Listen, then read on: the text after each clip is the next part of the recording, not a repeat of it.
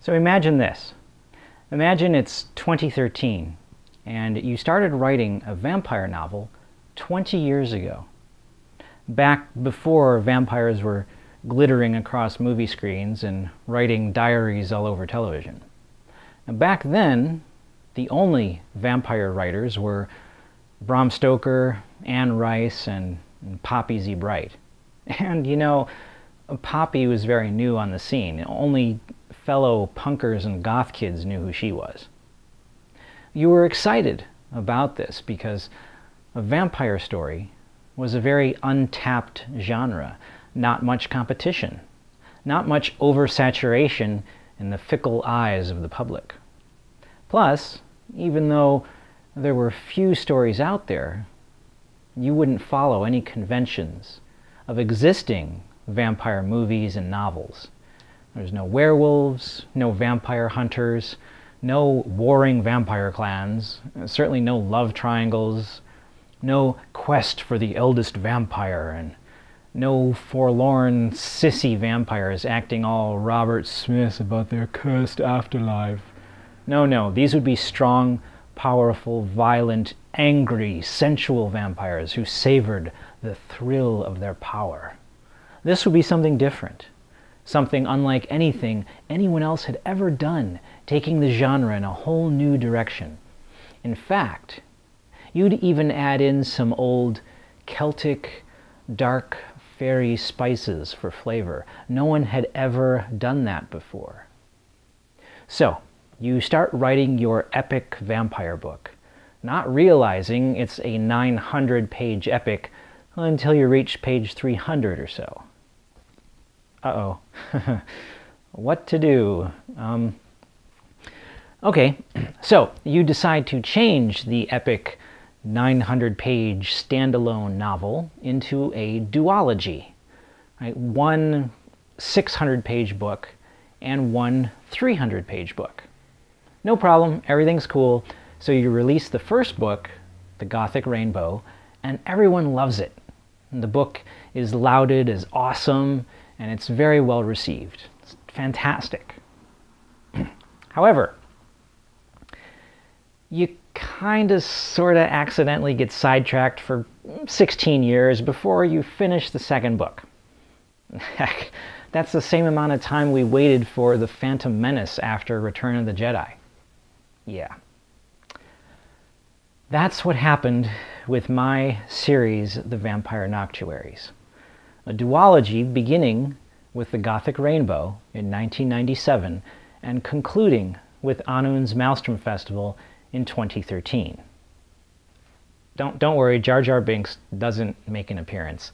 Like Barnabas Collins, buried too long and perplexed by a changed world, Anund's Maelstrom Festival has been unleashed into a universe fraught with a bazillion vampires. Vampire novels, vampire movies, vampire television shows, vampire video games, vampire hair care products. Okay, I'm lying about the last one. Or am I? Some authors are even adding my dark fairies into their vampire stories. Darn it, that was my idea. The point is, it's a strange time to spin an old vampire yarn. When The Gothic Rainbow was released, my biggest fans were all teenagers, 15, 16, 17 years old. Now all those same fans are over 30. It's a long time to wait for the next installment. I feel like Peter Pan, returning to take Wendy back to Neverland only to discover I'd been gone too long and she'd grown up. Now, this isn't as self-deprecating as it may sound. Like many of you, I have a knack for ranting and bemoaning misfortunes, so sometimes I do it just for the sole satisfaction of hearing myself blather, not because I'm convinced of my malaise. The truth of the matter is, I'm very happy about this whole thing. Life truly is what you make of it, and attitude is everything. Having a long-established vampire series with a massive gap in publishing is more a blessing than a sorrow. Vampire tales are now more readily accepted, and here I am sitting on a story that in certain circles many people have heard about but never knew where to find it. The Vampire Noctuaries are now easily accessible in paperback, hardcover, and ebook from every major seller you can imagine. If you'd like to procure a copy, may I suggest CreateSpace or Lulu.com. As a customer, it costs you the same amount, but as an author, I make a few pennies more from those fine ladies and gentlemen. So the Gothic Rainbow originally began in the 1980s as a tale of, well, it was a high fantasy story I started writing as a teenager. It had nothing whatsoever to do with vampires, but the image of a Gothic rainbow always stuck with me. And when I began my vampire tale, I realized that the flying buttresses of an ornate cathedral look like Gothic rainbows arching across the sky. Thus, the title was born by resurrecting an old one.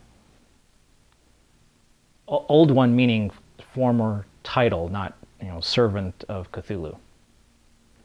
Now, when I was in high school, I had begun, but never finished, about 3 novels. See, one of my writing idols is Ray Bradbury.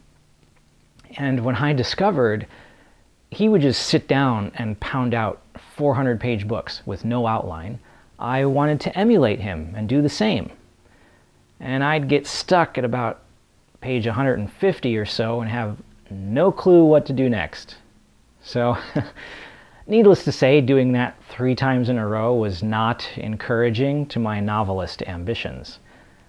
So finally I decided maybe I should concede to outline it first.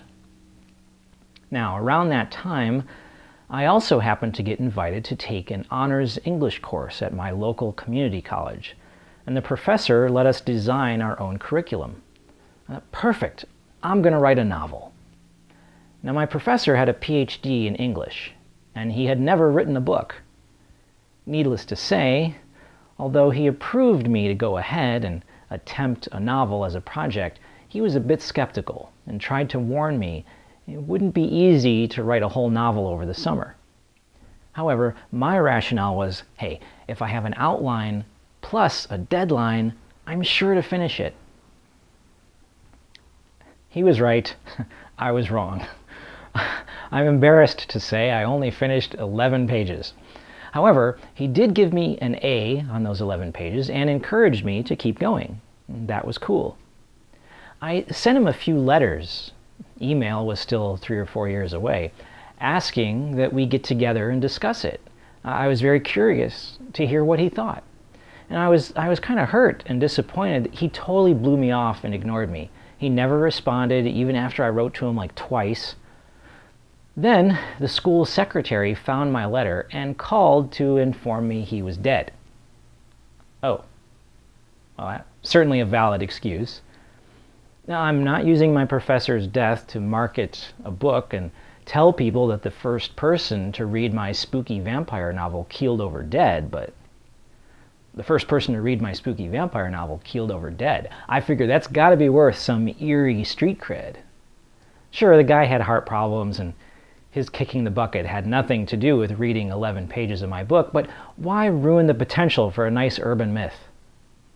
Although, my book kills English professors. My critics could use that one against me. Man, the book is so bad it killed the first PhD who read it.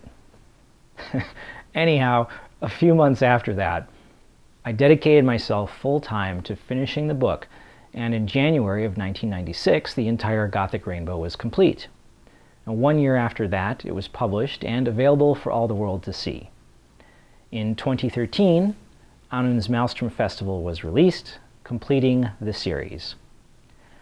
Now, the spirit and the vibe of the story is based upon all my years of clubbing at underground Gothic industrial clubs and hanging out in that scene of beautiful girls in black lipstick and a sea of Susie friendships and Front 242 dancing and Cocteau Twins romances.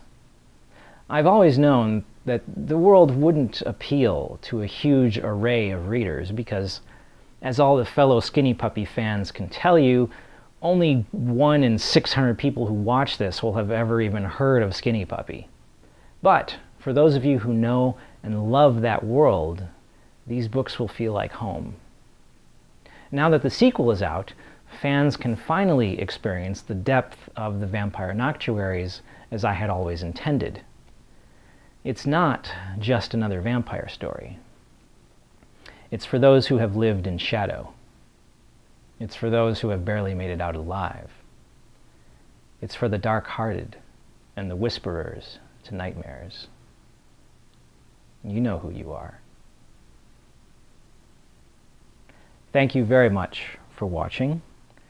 Please be sure to like and subscribe, and catch you in the next video.